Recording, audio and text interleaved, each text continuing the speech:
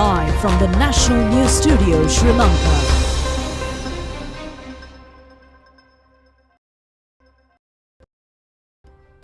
Hello and welcome to the National News broadcast. At the start of another week, we are here at the Sri Lanka Rupavahini's studios. I am Tilinu Deratna and I'm joined by Dulanjali Ananda this evening. First off, a look at tonight's top stories. Talks between the IMF representatives and the government. Bail granted to the 21 agitators who blocked the IMF discussion. Australia extends a development aid package of $50 million to Sri Lanka. The 21st Constitutional Amendment draft bill to be submitted to the Cabinet today. 2 more ships carrying petrol and diesel scheduled to arrive in the island on the 23rd and 24th. The minister in charge says Sri Lanka has diesel stocks sufficient for 10 days. Consumer goods in the United Kingdom increased by 9% after 40 years. Dhammika Perera says he would take oaths either in his parliamentary or ministerial post only after the court verdict. Sri Lanka renews cricket records through an excellent victory against Australia and comes into the forefront of the ODI series.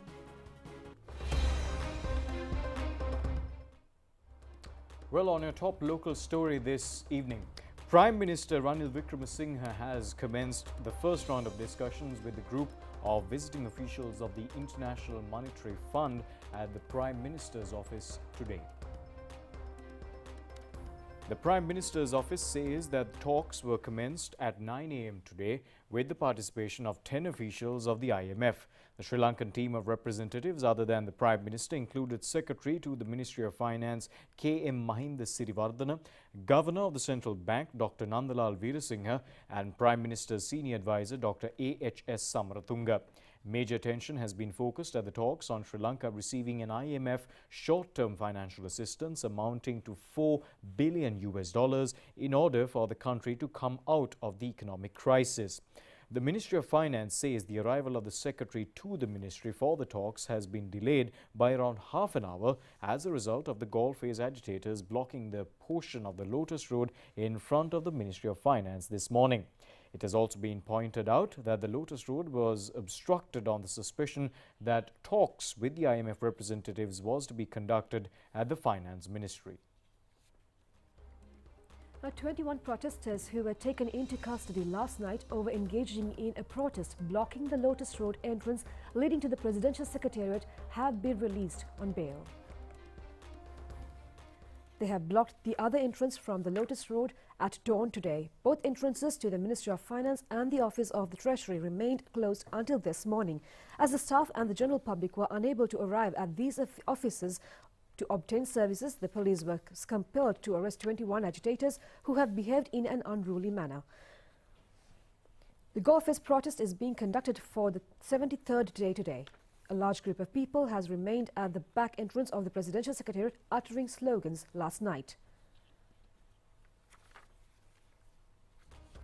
Australian Minister Claire O'Neill says the Australian government will in fact assist Sri Lanka in overcoming the present economic crisis in compliance with the International Monetary Fund framework.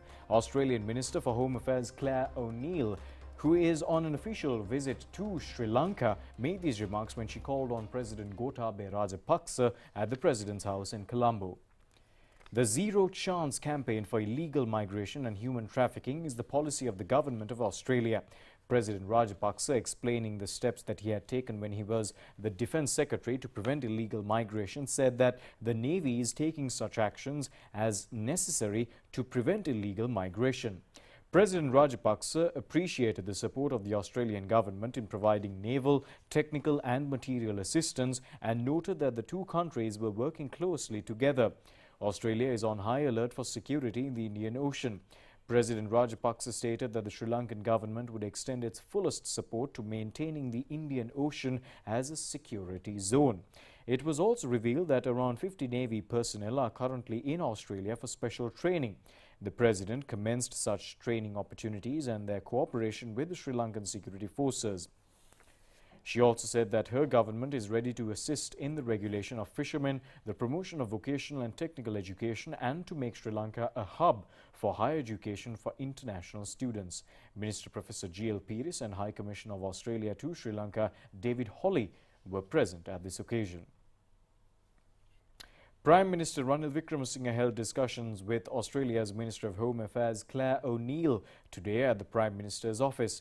The minister expressed Australia's continuous support for Sri Lanka and the Sri Lankan government's efforts to stabilise the economy. The Prime Minister explained that Sri Lanka was focused on developing an export-oriented economy which would be opened up to investments from overseas. Minister O'Neill said that the Australian government was interested in promoting Australian investments in Sri Lanka while also continuing to drive up Australian tourism to Sri Lanka. The Prime Minister extended his thanks to the Australian government for providing a $50 million development assistance package to Sri Lanka. Now, Australia is set to provide $50 million in official development assistance to support Sri Lanka. The relevant financial assistance will be extended to meet urgent food and healthcare needs, Australia's Foreign Ministry announced today. The ministry has indicated that Sri Lanka is currently facing its worst economic crisis in 70 years, leading to shortages of food, medicine and fuel.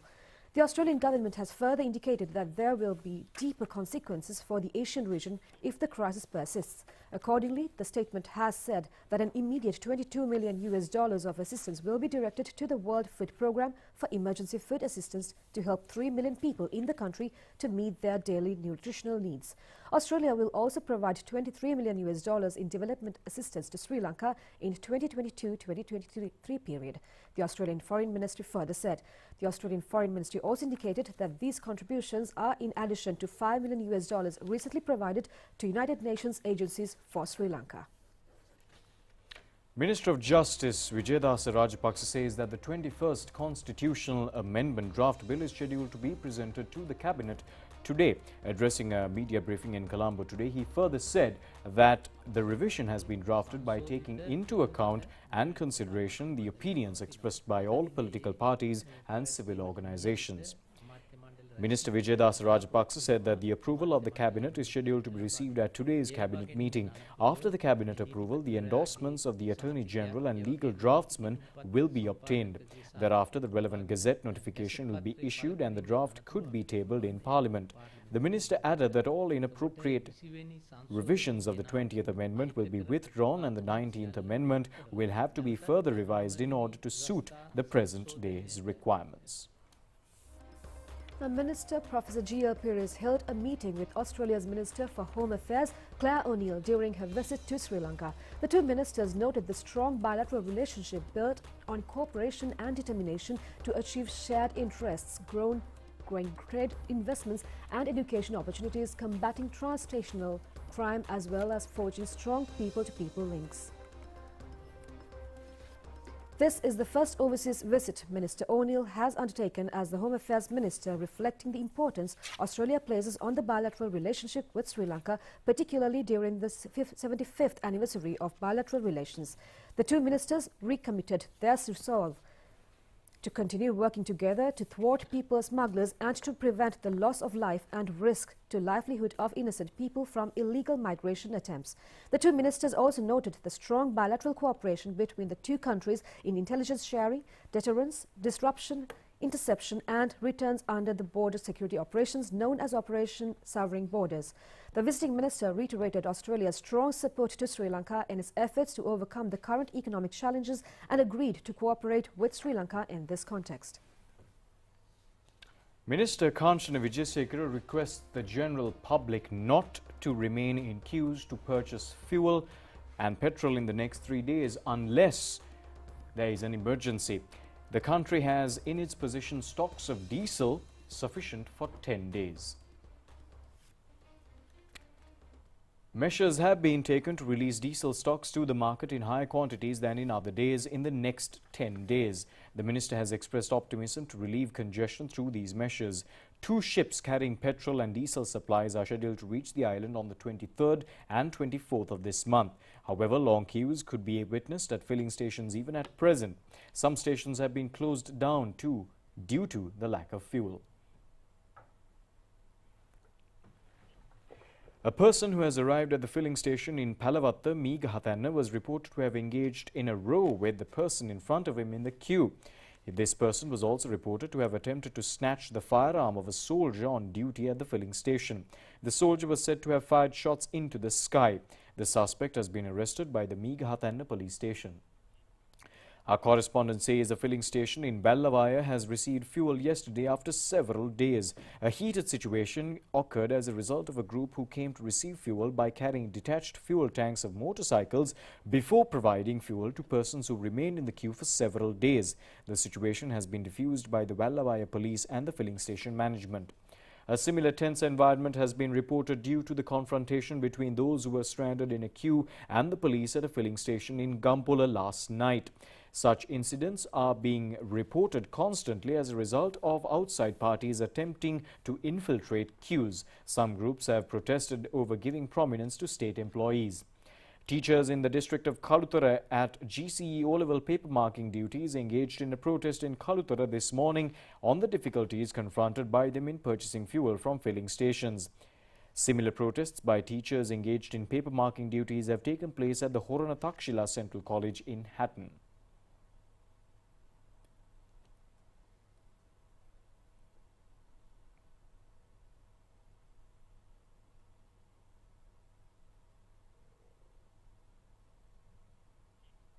The Government Medical Officers Association says that there is a danger in the collapse of the government hospital network due to the shortage in medicine and fuel. Meanwhile, doctors at the Balapitia Base Hospital have conducted a protest demanding fuel and medicine. A tense situation has been created as a result of protests against not providing fuel to the staff of the Kuliapitia Teaching Hospital. Treatment procedures have been obstructed as a result of the staff of the hospital joining a fuel queue at the cooperative filling station.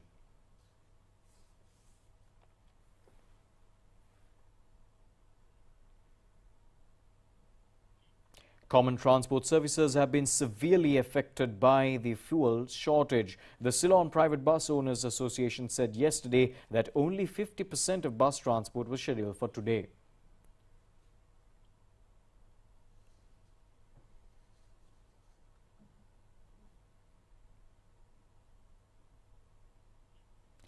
The Litro Gas Company has temporarily suspended the issuance of domestic gas cylinders.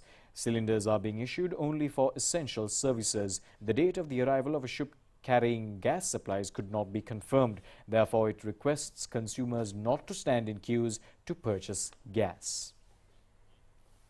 A convening of state officials for duties in their respective services locations has been restricted in view of the existing fuel shortage. A circular to this effect was issued recently. The Ministry of Public Administration says the rule will become applicable in the 2 weeks starting today.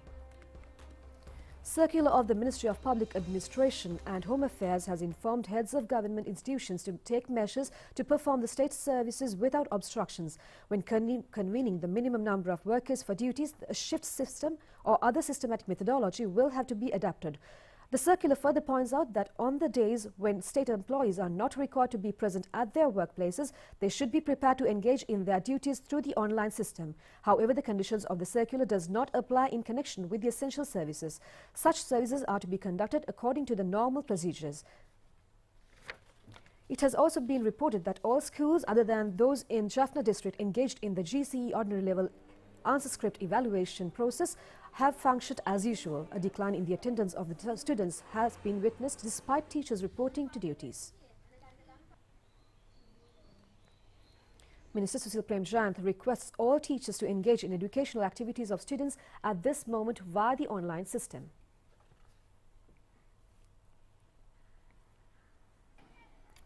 The Civil Defence Department has commenced today a new program to distribute local rice to residents in low-income apartment schemes and to government institutions below the government-controlled rice price. The program is being implemented as a remedy to the increasing price of rice. Paddy being harvested in farmlands of the Civil Defence Department is being converted into rice and distributed. The CSD produce from their paddy fields in the north, central and eastern provinces are being packaged at the department's special project unit in Valisara. The CSD has in its possession 1.8 million kilos of rice at present. Director General of the department, Major General Ranjan Lamahevage, says the department is engaged in the cultivation of 4,000 acres of paddy fields, 1,800 acres of cash crops and 3,500 acres of cashew, coconut and other varieties using only organic fertilizer.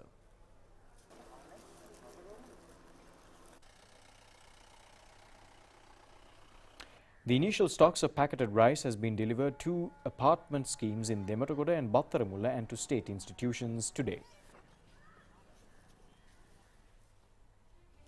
The Kolam-Thata cultivation battle is being implemented with the objective of growing food crops in every inch of cultivatable land in district of Colombo. The assistance of state, private and other sectors is being sought in this regard. People of Kanangama in Dehiovita Divisional Secretariat Division are engaged in a 2.5-acre banana cultivation. Vegetables such as brinjals, winged bean and lady's fingers are being cultivated as an undercrop. Some youth are engaged in chili cultivation using bamboo and areca nut tree trunks. A decision has been taken to encourage cultivation of state lands in the Polonnaruwa district. Accordingly, 500 packets of vegetable seeds and 500 cinnamon plants have been distributed. Beekeeping farms are to be set up in the MPT Agrarian Services Division in Haliala in Dambulla district. These scenes describe how a successful 10-acre paddy cultivation is being conducted by the farmers in Kuravita using liquid and solid compost fertilizer. They say that disease through pests are at a low level and they received a higher harvest than last season. Cultivators in Salalihinigama, Vavuniya said that they obtained a high income of the sale of vegetable produce including brinjals, cabbage, chili and manioc. Attention has been directed to increasing the number of flights between China and Sri Lanka. This was revealed when Chinese ambassador to Sri Lanka, Shi Zhengong, paid a courtesy call on President Gotabaya Rajapaksa at the President's house in Colombo. Accordingly, China will operate 3 flights to Sri Lanka from this week. Sri Lankan Airlines too offers frequent flights to China. The ambassador briefed the President on the economic and humanitarian assistance provided and expected to be provided by the Chinese government to Sri Lanka. Measures have been taken to provide opportunities for Sri Lankan medical students to return to China to continue their studies. Further development of bilateral trade and economic activities were discussed at length. Meanwhile, the ambassador delivered a special message from Chinese President Xi Jinping to President Gotabaya Rajapaksa. President Rajapaksa commended China for its support to Sri Lanka as a friendly country during the current economic crisis. Chief of Staff to the President, Anura Disanayake, was also present at this discussion. Now, opposition leader Sajith Premadasa says the present crisis in the country could be resolved only through the establishment of an all-party government under the leadership of the Samag Jalabala Vega. He made these remarks at a media briefing at the opposition leader's office today. Opposition leader Sajith Premadasa said that the era of the queue remain intact today as well. The Gota Ranil government has no local and foreign acknowledgement. This regime has so far failed to resolve the problems as promised. Sajith Premadasa further said that the SJB has solutions to the current day problems. The initial aim is to create an all-party alliance and to fulfill the people's basic needs. He added that people's mandate is to be received within a short period and the government elected will be allowed to govern the country for the next 5 years. Former President Maithripala Sirisena says that solutions to the present crisis could not be found without changing the existing government. He has expressed these observations after a discussion at the Sri Lanka Freedom Party headquarters today. Former President Maithripala Sirisena said that they firmly believe that a new government will have to be established. He also said that youth should be given more responsibilities and the structure of the government will have to undergo changes.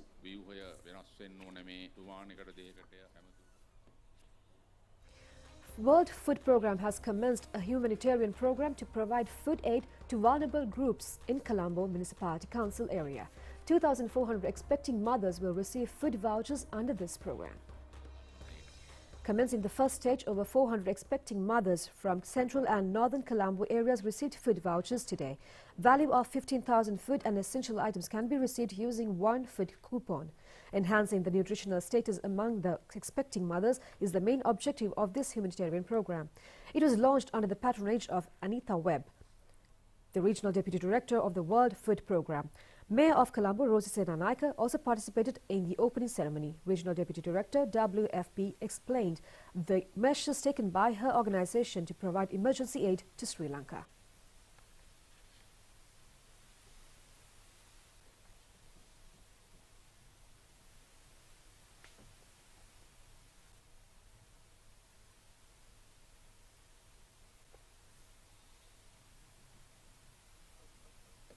And I wanted to let you know that we understand at World Food Programme that women sometimes are tempted to first feed their children, then the rest of the family, and women eat last.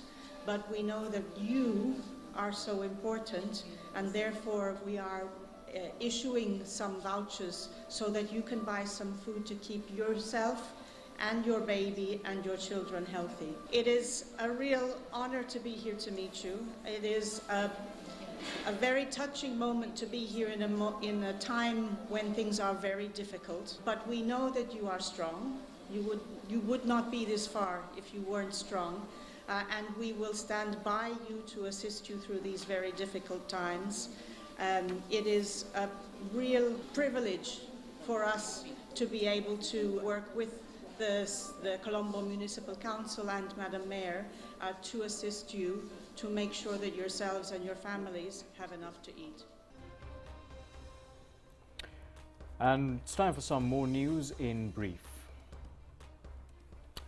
Dhammika Perera says he would not be sworn in as parliamentarian or as a minister until the delivery of the court verdict on the human rights petition challenging his appointment. A council representing Dhammika Perera has informed the fact that today, when a three-member panel of High Court judges engaged in the examination of the fundamental rights case filed requesting to annul the decision to appoint his client as a member of the parliament.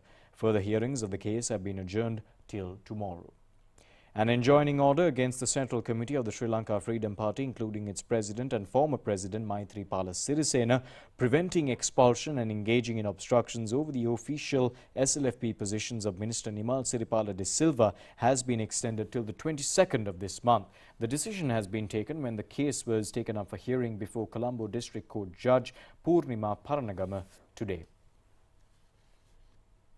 Well, that's it on local news. We'll go for a short break. We'll be back with news overseas.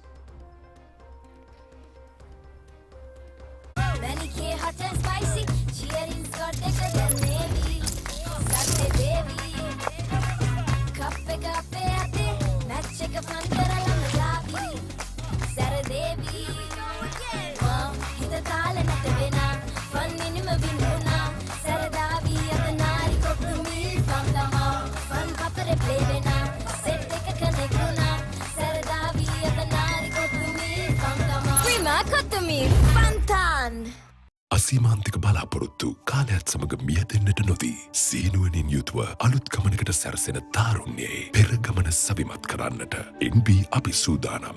මේ අසීරුම කාල සීමාවේදීත් 140ක වට්ටමක් අප ඔබට ලබා දෙන්නෙමු. NB Luxury Designer Wear Hotline 0777 125 000.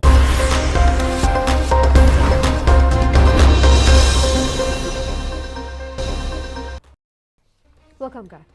On foreign news, people struggling with the soaring cost of living are cutting back on food and car journeys to save money, according to a BBC commissioned survey. The findings several as widespread impact of prices rising at their fastest rate for 40 years. More than 56% of the participants of the survey had brought fewer groceries, and the same proportion had skipped meals. Many people have cut spending on clothes and socializing. Some say their mental health has been affected. Two-thirds of those surveyed also suggested government support provided so far was insufficient. The cost of domestic energy, petrol and food have all increased significantly in recent months, and the findings suggest more than 81% are worried about the rising cost of living. Some 82% of those Bank of England was the first big central bank to start reversing its pandemic stimulus in December, before the US Federal Reserve and others began to move to has switched off lights in the previous week to save money. A large majority of 84% had said they had spent less on their clothes at some point in the previous 6 months. About 52% expect to work more hours in the next 6 months to help in paying bills. Prices as measured by inflation are rising at a rate of 9% a year, the fastest for 40 years. Interest rates, which also affect the cost of living, were increased to 1.25% recently by the Bank of England, the highest they have been for 13 years. There is also the risk of expectations for inflation over the next 12 months rose to 4.6% in May. Prima Kotami Pantan.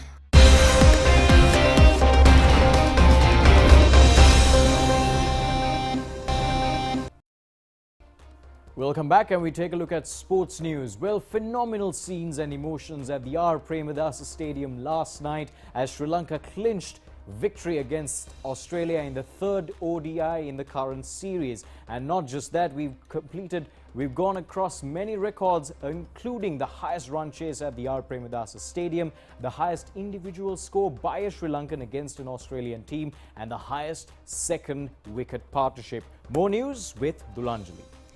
Australia, after winning the toss, has decided to bat first at the R. Premadasa Cricket Stadium in Colombo.